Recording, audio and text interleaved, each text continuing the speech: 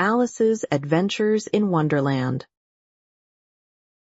Chapter 1. Down the Rabbit Hole. Alice was beginning to get very tired of sitting by her sister on the bank and of having nothing to do. Once or twice she had peeped into the book her sister was reading, but it had no pictures or conversations in it. And what is the use of a book, thought Alice, without pictures or conversations? So she was considering in her own mind as well as she could, for the hot day made her feel very sleepy and stupid, whether the pleasure of making a daisy chain would be worth the trouble of getting up and picking the daisies, when suddenly a white rabbit with pink eyes ran close by her. There was nothing so very remarkable in that, nor did Alice think it so very much out of the way to hear the rabbit say to itself, "Oh dear, I shall be late." When she thought it over afterwards, it occurred to her that she ought to have wondered at this, but at the time it all seemed quite natural. But when the rabbit actually took a watch out of its waistcoat pocket and looked at it and then hurried on, Alice started to her feet, for it flashed across her mind that she had never before seen a rabbit with either a waistcoat pocket or a watch to take out of it, and burning with curiosity, she ran across the field after it, and fortunately was just in time to see it pop down a large rabbit hole under the hedge. In another moment, down went Alice after it, never once considering how in the world she was to get out again. The rabbit hole went straight on like a tunnel for some way, and then dipped suddenly down, so suddenly that Alice had not a moment to think about stopping herself before she found herself falling down a very deep well. Either the well was very deep, or she fell very slowly, for she had plenty of time as she went down to look about her and to wonder what was going to happen next. First, she tried to look down and make out what she was coming to, but it was too dark to see anything. Then she looked at the sides of the well and noticed that they were filled with cupboards and bookshelves. Here and there she saw maps and pictures hung upon pegs. She took down a jar from one of the shelves as she passed. It was labeled Orange Marmalade, but to her great disappointment it was empty. She did not like to drop the jar for fear of killing somebody underneath, so managed to put it into one of the cupboards as she fell past it. Well, thought Alice to herself, after such a fall as this, I shall think nothing of tumbling downstairs. How brave they'll all think me at home. Why, I wouldn't say anything about it, even if I fell off the top of the house, which was very likely true. Down, down, down. Would the fall never come to an end? I wonder how many miles I've fallen by this time, she said aloud. I must be getting somewhere near the center of the earth. Let me see, that would be 4,000 miles down, I think, for, you see, Alice had learnt several things of this sort in her lessons in the schoolroom, and though this was not a very good opportunity for showing off her knowledge, as there was no one to listen to her, still it was good practice to say it over. Yes, that's about the right distance. But then I wonder what latitude or longitude I've got to. Alice had no idea what latitude was, or longitude either, but thought they were nice, grand words to say. Presently she began again. I wonder if I shall fall right through the earth. How funny it'll seem to come out among the people that walk with their heads downward. The antipathies, I think. She was rather glad there was no one listening, this time, as it didn't sound at all the right word. But I shall have to ask them what the name of the country is, you know. Please, ma'am, is this New Zealand or Australia? And she tried to curtsy as she spoke. Fancy curtsying as you're falling through the air. Do you think you could manage it? And what an ignorant little girl she'll think me for asking. No, it'll never do to ask. Perhaps I shall see it written up somewhere. Down, down, down. There was nothing else to do, so Alice soon began talking again. Dinah'll miss me very much tonight, I should think. Dinah was the cat. I hope they'll remember her saucer of milk at tea time. Dinah, my dear, I wish you were down here with me. There are no mice in the air, I'm afraid, but you might catch a bat, and that's very like a mouse, you know. But do cats eat bats, I wonder? And here Alice began to get rather sleepy, and went on saying to herself, in a dreamy sort of way, do cats eat bats? Do cats eat bats? And sometimes, do bats eat cats? For, you see, as she couldn't answer either question, it didn't much matter which way she put it. She felt that she was dozing off and had just begun to dream that she was walking hand in hand with Dinah and saying to her very earnestly, "Now, Dinah, tell me the truth. Did you ever eat a bat?" When suddenly, thump, thump, thump, down she came upon a heap of sticks and dry leaves, and the fall was over. Alice was not a bit hurt, and she jumped up onto her feet in a moment. She looked up, but it was all dark overhead. Before her was another long passage, and the white rabbit was still in sight, hurrying down it. There was not a moment to be lost. Away went Alice like the wind, and was just in time to hear it say, as it turned a corner, "Oh, my ears and whiskers, how late it's getting." She was close behind it when she turned the corner. But the rabbit was no longer to be seen. She found herself in a long, low hall, which was lit up by a row of lamps hanging from the roof. There were doors all round the hall, but they were all locked, and when Alice had been all the way down one side and up the other, trying every door, she walked sadly down the middle, wondering how she was ever to get out again. Suddenly she came upon a little three-legged table, all made of solid glass. There was nothing on it except a tiny golden key, and Alice's first thought was that it might belong to one of the doors of the hall. But, alas, either the locks were too large or the key was too small, but at any rate it would not open any of them. However, on the second time round, she came upon a low curtain she had not noticed before, and behind it was a little door about 15 inches high. She tried the little golden key in the lock, and to her great delight it fitted. Alice opened the door and found that it led into a small passage not much larger than a rat hole. She knelt down and looked along the passage into the loveliest garden you ever saw.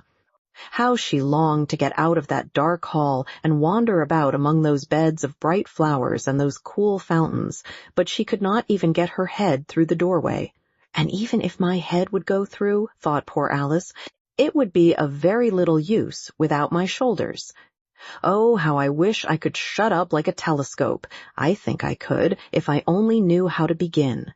For, you see, so many out-of-the-way things had happened lately that Alice had begun to think that very few things indeed were really impossible. There seemed to be no use in waiting by the little door, so she went back to the table, half hoping she might find another key on it, or at any rate a book of rules for shutting people up like telescopes. This time she found a little bottle on it.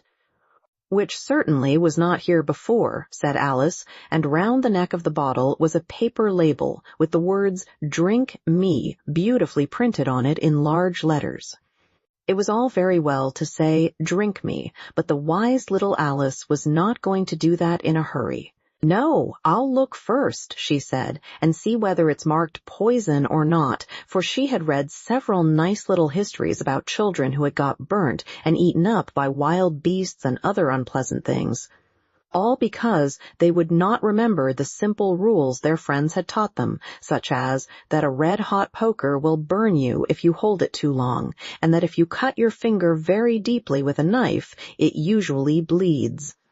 And she had never forgotten that, if you drink much from a bottle marked poison, it is almost certain to disagree with you sooner or later. However, this bottle was not marked poison, so Alice ventured to taste it, and finding it very nice, it had, in fact, a sort of mixed flavor of cherry tart, custard, pineapple, roast turkey, toffee, and hot buttered toast. She very soon finished it off.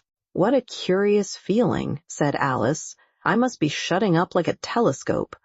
And so it was indeed. She was now only 10 inches high, and her face brightened up at the thought that she was now the right size for going through the little door into that lovely garden.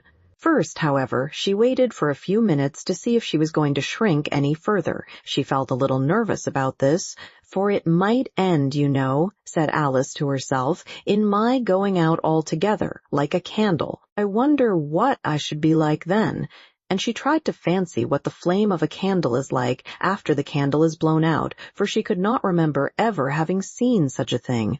After a while, finding that nothing more happened, she decided on going into the garden at once, but, alas for poor Alice!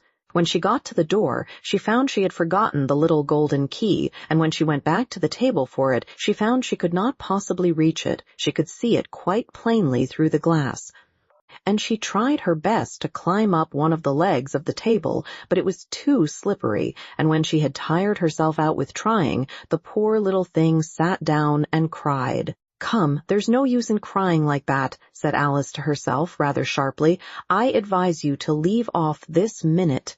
She generally gave herself very good advice, though she very seldom followed it. And sometimes she scolded herself so severely as to bring tears into her eyes, and once she remembered trying to box her own ears for having cheated herself in a game of croquet she was playing against herself. For this curious child was very fond of pretending to be two people. But it's no use now, thought poor Alice, to pretend to be two people. Why, there's hardly enough of me left to make one respectable person. Soon her eye fell on a little glass box that was lying under the table. She opened it and found in it a very small cake on which the words, "Eat me," were beautifully marked in currants. "Well, I'll eat it," said Alice, "and if it makes me grow larger, I can reach the key, and if it makes me grow smaller, I can creep under the door, so either way I'll get into the garden, and I don't care which happens." She ate a little bit and said anxiously to herself, "Which way?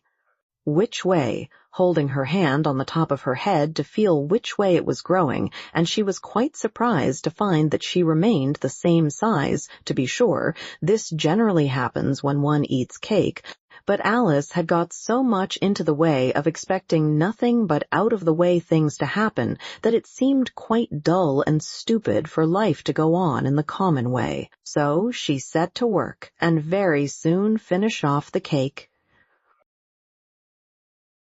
Chapter 2. The Pool of Tears. "Curiouser and curiouser," cried Alice. She was so much surprised that for the moment she quite forgot how to speak good English. "Now I'm opening out like the largest telescope that ever was. Goodbye, feet."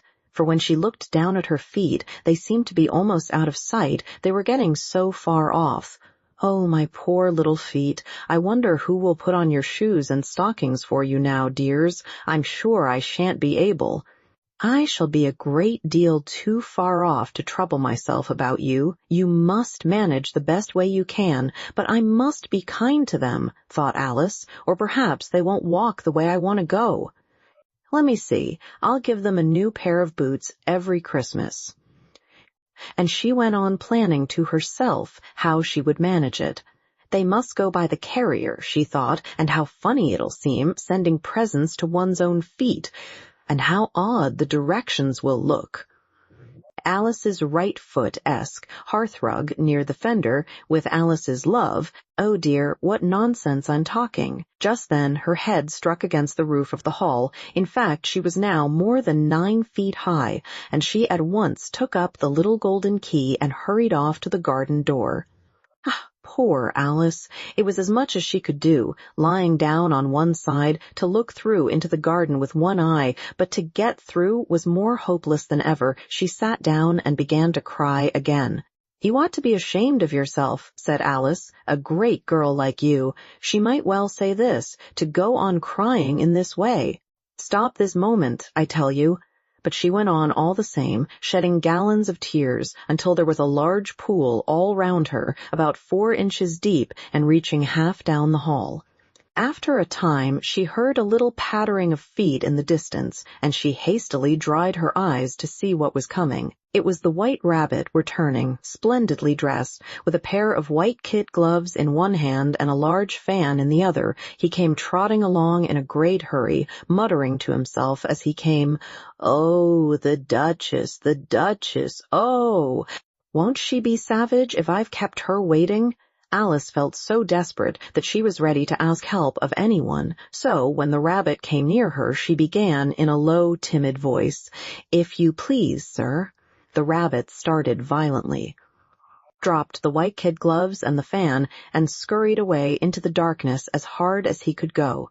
Alice took up the fan and gloves, and, as the hall was very hot, she kept fanning herself all the time she went on talking. "Dear, dear, how queer everything is today." And yesterday things went on just as usual. I wonder if I've been changed in the night. Let me think. Was I the same when I got up this morning? I almost think I can remember feeling a little different. But if I'm not the same, the next question is, who in the world am I? Ah, that's the great puzzle, and she began thinking over all the children she knew that were of the same age as herself to see if she could have been changed for any of them. I'm sure I'm not Ada, she said, for her hair goes in such long ringlets and mine doesn't go in ringlets at all, and I'm sure I can't be Mabel, for I know all sorts of things, and she knows such a very little. Besides, she's she, and I'm I, and, oh dear, how puzzling it all is. I'll try if I know all the things I used to know. Let me see. 4 times 5 is 12, and 4 times 6 is 13, and 4 times 7 is, oh dear. I shall never get to 20 at that rate. However, the multiplication table doesn't signify, let's try geography. London is the capital of Paris, and Paris is the capital of Rome, and Rome, no, that's all wrong, I'm certain. I must have been changed for Mabel. I'll try and say, how doth the little? And she crossed her hands on her lap as if she were saying lessons, and began to repeat it, but her voice sounded hoarse and strange, and the words did not come the same as they used to do. How doth the little crocodile improve his shining tail, and pour the waters of the Nile on every golden scale? How cheerfully he seems to grin, how neatly spread his claws, and welcome little fishes in, with gently smiling jaws. I'm sure those are not the right words, said poor Alice, and her eyes filled with tears again as she went on. I must be Mabel after all, and I shall have to go and live in that poky little house, and have next to no toys to play with, and oh, ever so many lessons to learn. No, I've made up my mind about it. If I'm Mabel, I'll stay down here. It'll be no use their putting their heads down and saying, come up again, dear. I shall only look up and say, who am I then? Tell me that first, and then, if I like being that person, I'll come up. If not, I'll stay down here till I'm somebody else.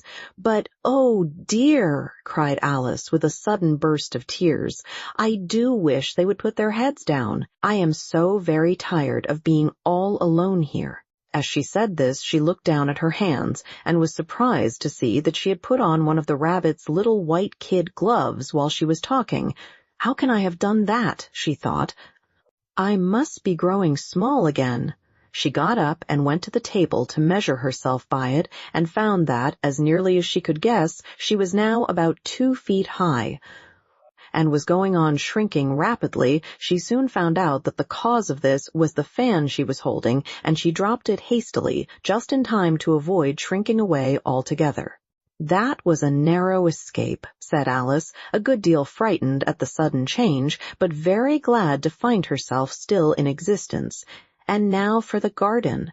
And she ran with all speed back to the little door, but, alas, the little door was shut again, and the little golden key was lying on the glass table as before, and things are worse than ever, thought the poor child, for I never was so small as this before, never. And I declare it's too bad, that it is.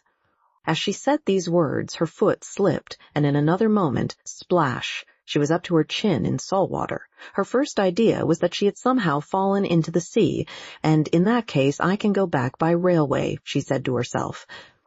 Alice had been to the seaside once in her life, and had come to the general conclusion that wherever you go to on the English coast, you find a number of bathing machines in the sea, some children digging in the sand with wooden spades, then a row of lodging-houses, and behind them a railway station. However, she soon made out that she was in the pool of tears which she had wept when she was 9 feet high. I wish I hadn't cried so much, said Alice, as she swam about, trying to find her way out. I shall be punished for it now, I suppose, by being drowned in my own tears. That will be a queer thing, to be sure. However, everything is queer today. Just then she heard something splashing about in the pool a little way off, and she swam nearer to make out what it was. At first she thought it must be a walrus or hippopotamus, but then she remembered how small she was now, and she soon made out that it was only a mouse that had slipped in like herself. Would it be of any use now, thought Alice, to speak to this mouse? Everything is so out of the way down here that I should think very likely it can talk. At any rate, there's no harm in trying. So she began, "Oh, Mouse, do you know the way out of this pool? I'm very tired of swimming about here, oh Mouse." Alice thought this must be the right way of speaking to a mouse. She had never done such a thing before, but she remembered having seen in her brother's Latin grammar, "A mouse of a mouse to a mouse, a mouse, oh mouse." The mouse looked at her rather inquisitively and seemed to her to wink with one of its little eyes, but it said nothing. "Perhaps it doesn't understand English," thought Alice. "I dare say it's a French mouse come over with William the Conqueror."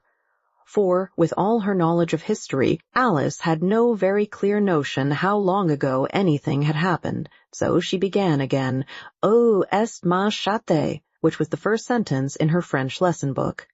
The mouse gave a sudden leap out of the water and seemed to quiver all over with fright. "Oh, I beg your pardon," cried Alice hastily, afraid that she had hurt the poor animal's feelings. "I quite forgot you didn't like cats." "Not like cats," cried the mouse in a shrill, passionate voice. "Would you like cats if you were me?" "Well, perhaps not," said Alice in a soothing tone. "Don't be angry about it. And yet I wish I could show you our cat Dinah. I think you'd take a fancy to cats if you could only see her."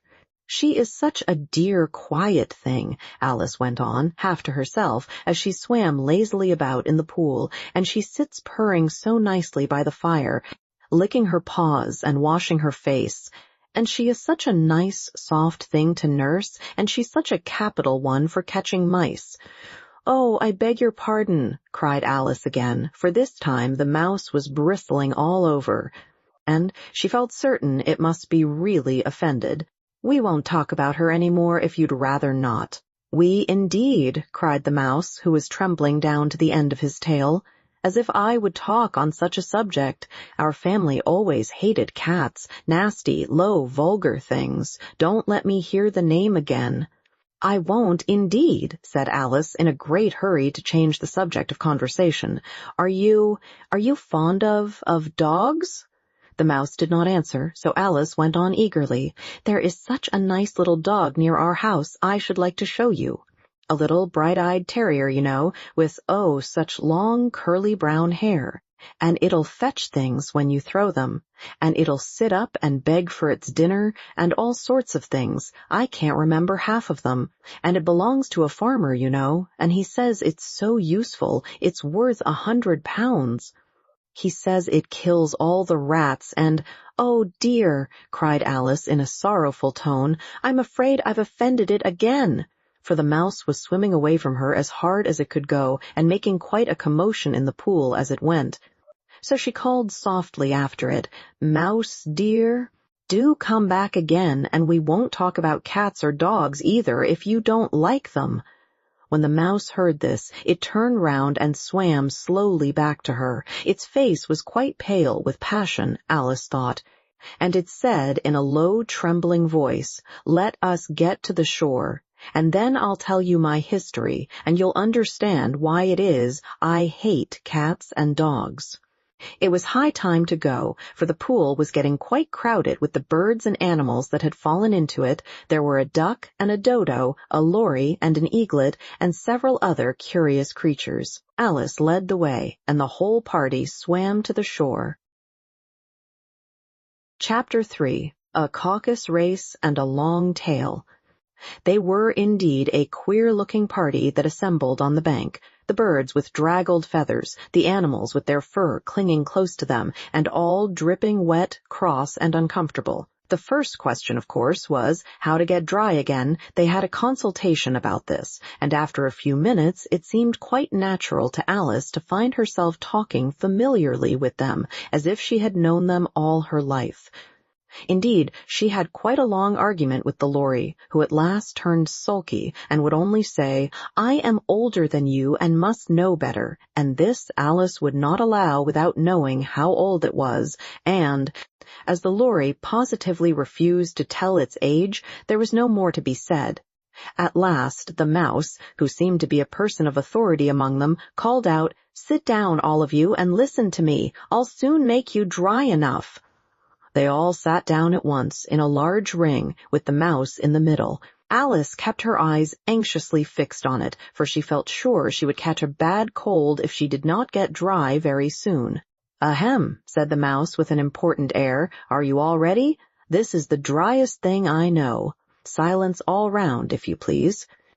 William the Conqueror, whose cause was favored by the Pope, was soon submitted to by the English, who wanted leaders, and had been of late much accustomed to usurpation and conquest. Edwin and Morcar, the Earls of Mercia and Northumbria. "Ugh," said the Lory with a shiver.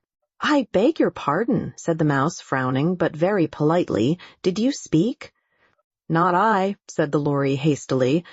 "I thought you did," said the Mouse. "I proceed. Edwin and Morcar, the Earls of Mercia and Northumbria, declared for him, and even Stigand, the patriotic Archbishop of Canterbury, found it advisable." "Found what?" said the Duck. "Found it," the Mouse replied rather crossly. "Of course you know what it means." "I know what it means well enough when I find a thing," said the Duck. "It's generally a frog or a worm. The question is, what did the Archbishop find?" The Mouse did not notice this question, but hurriedly went on, "Found it advisable to go with Edgar Atheling to meet William and offer him the crown. William's conduct at first was moderate, but the insolence of his Normans— How are you getting on now, my dear?" it continued, turning to Alice as it spoke. "As wet as ever," said Alice in a melancholy tone. "It doesn't seem to dry me at all." "In that case," said the Dodo solemnly, rising to its feet, "I move that the meeting adjourn for the immediate adoption of more energetic remedies." "Speak English," said the Eaglet. "I don't know the meaning of half those long words, and, what's more, I don't believe you do either." And the Eaglet bent down its head to hide a smile. Some of the other birds tittered audibly. "What I was going to say," said the Dodo in an offended tone, "was that the best thing to get us dry would be a caucus race." "What is a caucus race?" said Alice, not that she wanted much to know, but the Dodo had paused as if it thought that somebody ought to speak, and no one else seemed inclined to say anything. "Why," said the Dodo, "the best way to explain it is to do it. And, as you might like to try the thing yourself some winter day, I will tell you how the Dodo managed it." First, it marked out a race course in a sort of circle. The exact shape doesn't matter, it said, and then all the party were placed along the course here and there. There was no 1, 2, 3, and away, but they began running when they liked and left off when they liked, so that it was not easy to know when the race was over. However, when they had been running half an hour or so and were quite dry again, the Dodo suddenly called out, "The race is over," and they all crowded round it, panting and asking, "But who has won?" This question the Dodo could not answer without a great deal of thought, and it sat for a long time with one finger pressed upon its forehead, the position in which you usually see Shakespeare in the pictures of him, while the rest waited in silence. At last the Dodo said, "Everybody has won, and all must have prizes." "But who is to give the prizes?" quite a chorus of voices asked. "Why, she, of course," said the Dodo, pointing to Alice with one finger, and the whole party at once crowded round her, calling out in a confused way, "Prizes! Prizes!" Alice had no idea what to do, and in despair she put her hand in her pocket and pulled out a box of comfits— luckily the salt water had not got into it— and handed them round as prizes. There was exactly 1 A-piece, all round. "But she must have a prize herself, you know," said the Mouse. "Of course," the Dodo replied very gravely. "What else have you got in your pocket?" he went on, turning to Alice. "Only a thimble," said Alice sadly. "Hand it over here," said the dodo. Then they all crowded round her once more, while the dodo solemnly presented the thimble, saying, "We beg your acceptance of this elegant thimble," and, when it had finished this short speech, they all cheered. Alice thought the whole thing very absurd, but they all looked so grave that she did not dare to laugh, and, as she could not think of anything to say, she simply bowed, and took the thimble, looking as solemn as she could. The next thing was to eat the comfits. This caused some noise and confusion, as the large birds complained that they could not taste theirs, and the small ones choked and had to be patted on the back. However, it was over at last, and they sat down again in a ring and begged the mouse to tell them something more. "You promised to tell me your history, you know," said Alice, "and why it is you hate C and D," she added in a whisper, half afraid that it would be offended again. "Mine is a long and a sad tale," said the mouse, turning to Alice and sighing. "It is a long tale, certainly," said Alice, looking down with wonder at the mouse's tail, "but why do you call it sad?" And she kept on puzzling about it while the mouse was speaking, so that her idea of the tale was something like this. Fury said to a mouse that he met in the house, "Let us both go to law, I will prosecute you. Come, I'll take no denial, we must have a trial, for really this morning I've nothing to do."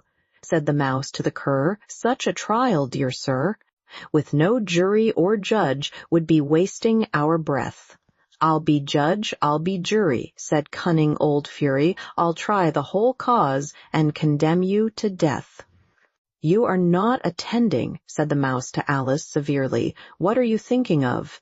"I beg your pardon," said Alice very humbly. "You had got to the fifth bend, I think." "I had not," cried the mouse sharply and very angrily. "Not," said Alice, always ready to make herself useful, and looking anxiously about her. "Oh, do let me help to undo it." "I shall do nothing of the sort," said the mouse, getting up and walking away. "You insult me by talking such nonsense." "I didn't mean it," pleaded poor Alice, "but you're so easily offended, you know." The mouse only growled in reply. "Please come back and finish your story," Alice called after it, and the others all joined in chorus. "Yes, please do." But the mouse only shook its head impatiently and walked a little quicker. "What a pity it wouldn't stay," sighed the lory, as soon as it was quite out of sight, and an old crab took the opportunity of saying to her daughter, "Ah, my dear, let this be a lesson to you never to lose your temper." "Hold your tongue, Ma," said the young crab a little snappishly. "You're enough to try the patience of an oyster." "I wish I had our Dinah here, I know I do," said Alice aloud, addressing nobody in particular. "She'd soon fetch it back." "And who is Dinah, if I might venture to ask the question?" said the lory. Alice replied eagerly, for she was always ready to talk about her pet. "Dinah's our cat, and she's such a capital one for catching mice you can't think. And oh, I wish you could see her after the birds. Why, she'll eat a little bird as soon as look at it." This speech caused a remarkable sensation among the party. Some of the birds hurried off at once. One old magpie began wrapping itself up very carefully, remarking, "I really must be getting home. The night air doesn't suit my throat." And a canary called out in a trembling voice to its children, "Come away, my dears. It's high time you were all in bed." On various pretexts, they all moved off, and Alice was soon left alone. "I wish I hadn't mentioned Dinah," she said to herself in a melancholy tone. "Nobody seems to like her down here, and I'm sure she's the best cat in the world. Oh, my dear Dinah, I wonder if I shall ever see you any more." And here poor Alice began to cry again, for she felt very lonely and low-spirited. In a little while, however, she again heard a little pattering of footsteps in the distance, and she looked up eagerly, half hoping that the mouse had changed his mind and was coming back to finish his story. Chapter 4. The Rabbit Sends in a Little Bill. It was the White Rabbit, trotting slowly back again, and looking anxiously about as it went, as if it had lost something, and she heard it muttering to itself, "The Duchess! The Duchess! Oh, my dear paws! Oh, my fur and whiskers!" She'll get me executed, as sure as ferrets are ferrets. Where can I have dropped them, I wonder? Alice guessed in a moment that it was looking for the fan and the pair of white kid gloves, and she, very good-naturedly, began hunting about for them. But they were nowhere to be seen.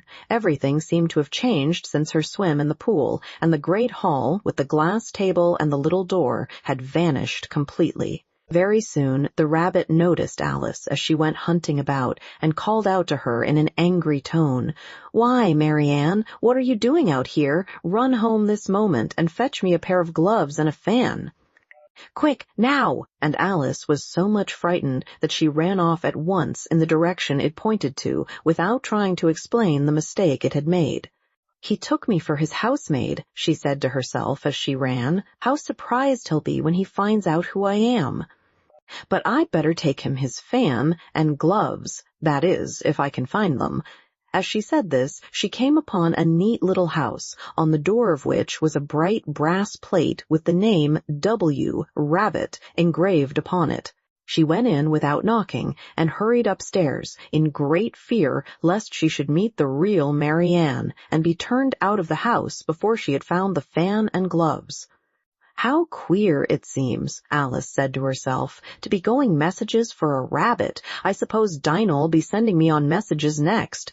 And she began fancying the sort of thing that would happen, Miss Alice. "Come here directly, and get ready for your walk." "Coming in a minute, nurse."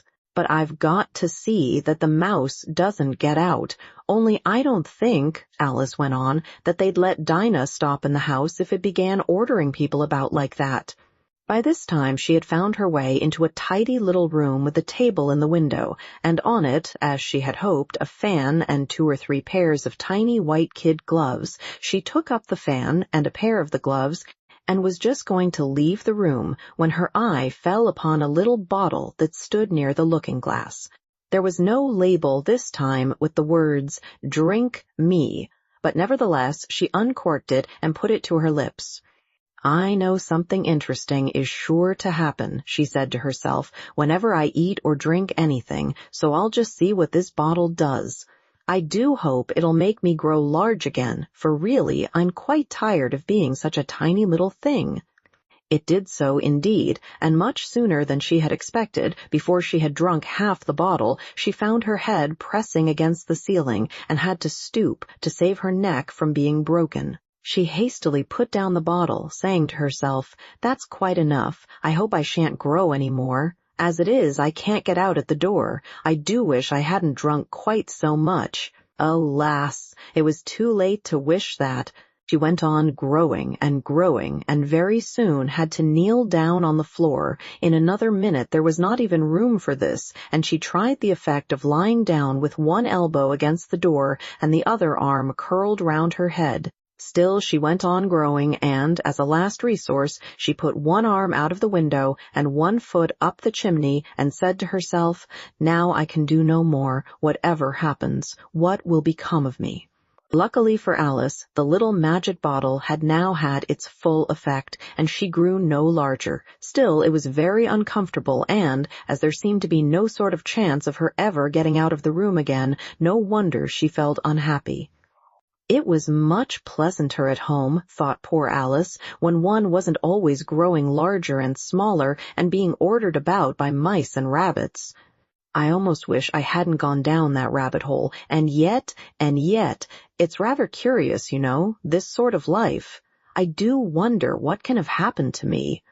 When I used to read fairy tales, I fancied that kind of thing never happened, and now here I am in the middle of one.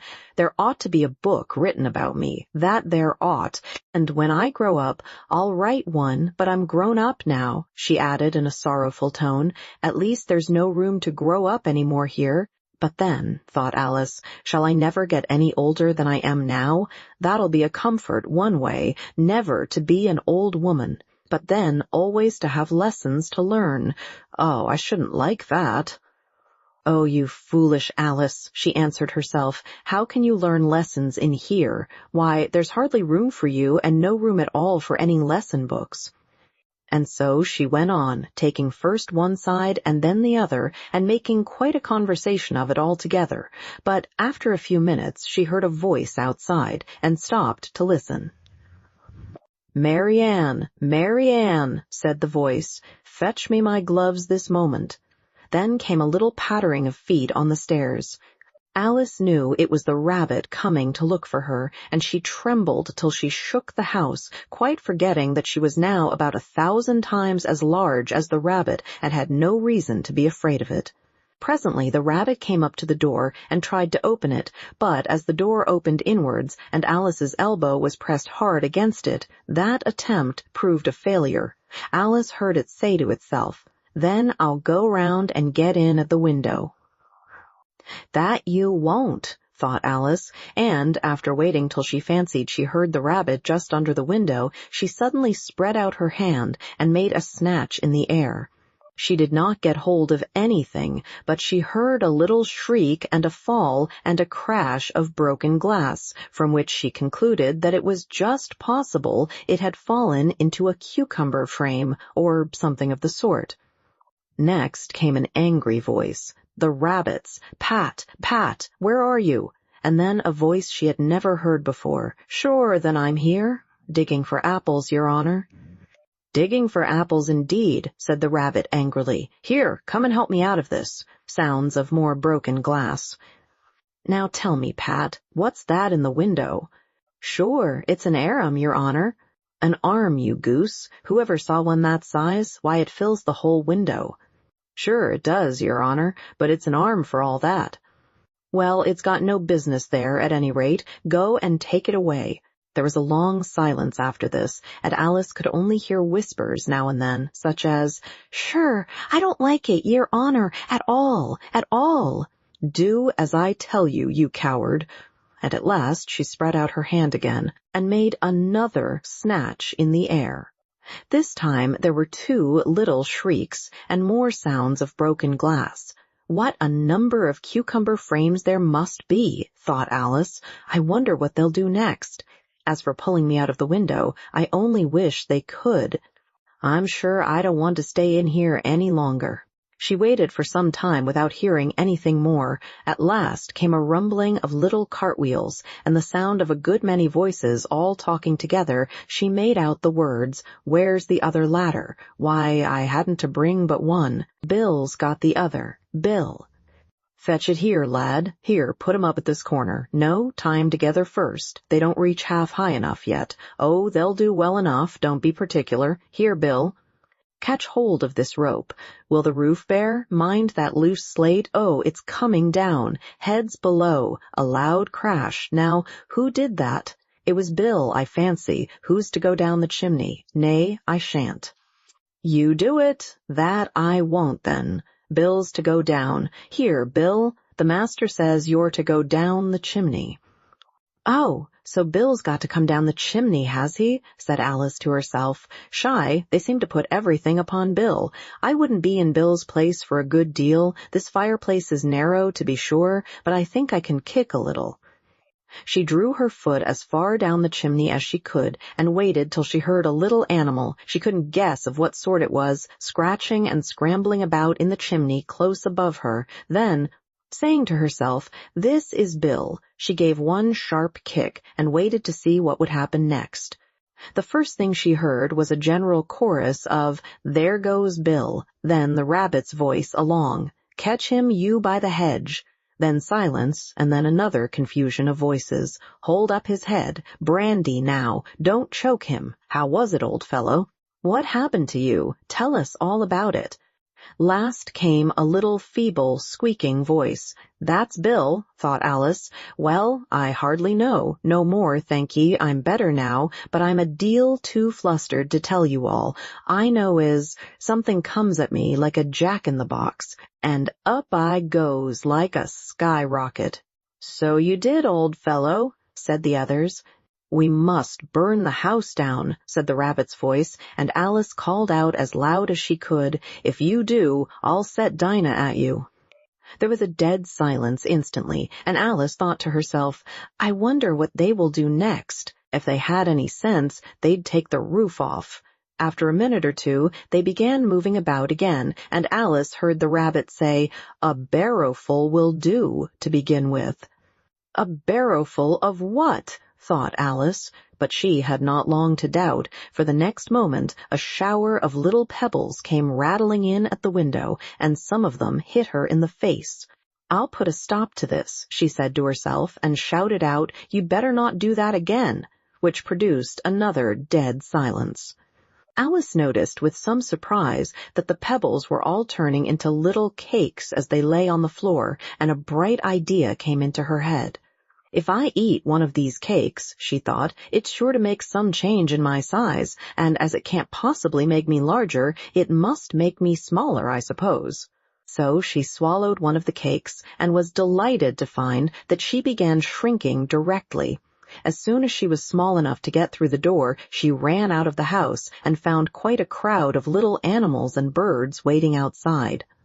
The poor little lizard, Bill, was in the middle, being held up by 2 guinea pigs who were getting at something out of a bottle. They all made a rush at Alice the moment she appeared, but she ran off as hard as she could and soon found herself safe in a thick wood. "The first thing I've got to do," said Alice to herself as she wandered about in the wood, "is to grow to my right size again, and the second thing is to find my way into that lovely garden. I think that will be the best plan."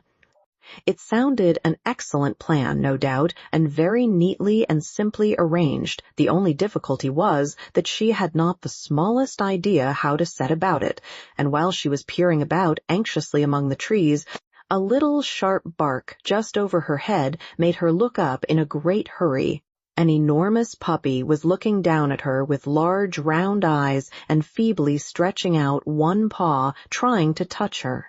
"Poor little thing," said Alice in a coaxing tone, and she tried hard to whistle to it, but she was terribly frightened all the time at the thought that it might be hungry, in which case it would be very likely to eat her up in spite of all her coaxing. Hardly knowing what she did, she picked up a little bit of stick and held it out to the puppy, whereupon the puppy jumped into the air off all its feet at once with a yelp of delight and rushed at the stick and made believe to worry it. Then Alice dodged behind a great thistle to keep herself from being run over, and the moment she appeared on the other side, the puppy made another rush at the stick and tumbled head over heels in its hurry to get hold of it. Then Alice, thinking it was very like having a game of play with a cart horse, and expecting every moment to be trampled under its feet, ran round the thistle again. Then the puppy began a series of short charges at the stick, running a very little way forwards each time and a long way back, and barking hoarsely all the while, till at last it sat down a good way off, panting, with its tongue hanging out of its mouth and its great eyes half shut. This seemed to Alice a good opportunity for making her escape, so she set off at once and ran till she was quite tired and out of breath, until the puppy's bark sounded quite faint in the distance. "And yet what a dear little puppy it was," said Alice, as she leant against a buttercup to rest herself and fanned herself with one of the leaves. "I should have liked teaching it tricks very much, if I'd only been the right size to do it. Oh dear, I'd nearly forgotten that I've got to grow up again. Let me see, how is it to be managed? I suppose I ought to eat or drink something or other, but the great question is, what?" The great question certainly was, what? Alice looked all round her at the flowers and the blades of grass, but she did not see anything that looked like the right thing to eat or drink under the circumstances. There was a large mushroom growing near her, about the same height as herself, and when she had looked under it, and on both sides of it, and behind it, it occurred to her that she might as well look and see what was on the top of it. She stretched herself up on tiptoe and peeped over the edge of the mushroom, and her eyes immediately met those of a large blue caterpillar that was sitting on the top with its arms folded, quietly smoking a long hookah and taking not the smallest notice of her or of anything else.